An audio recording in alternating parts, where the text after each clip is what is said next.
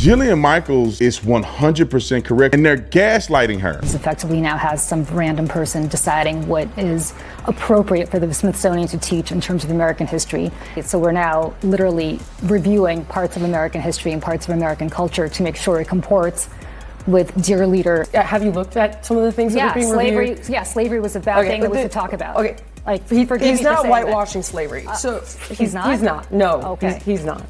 And you cannot tie imperialism and racism and slavery to just one race. Just to be clear, you brought up race. No, this was a conversation about the arts. Slavery in the United States is about race. The answer is yes. No, it's not about race. In the United States don't is straw man my about argument race. because that's not what I said. So this isn't really about that.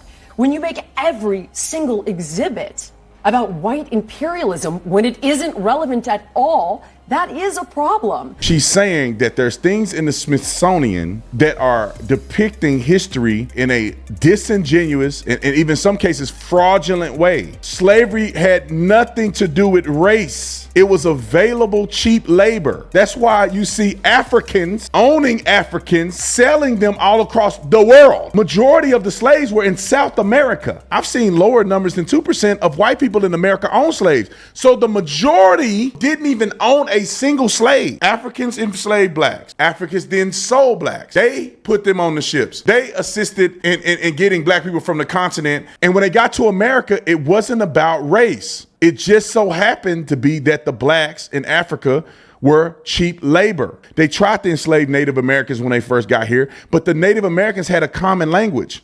And the Native Americans knew the terrain better than the slave owners did. So what happened? They would often escape. For the most part, legitimate, legal slave trade at the time was going on in America.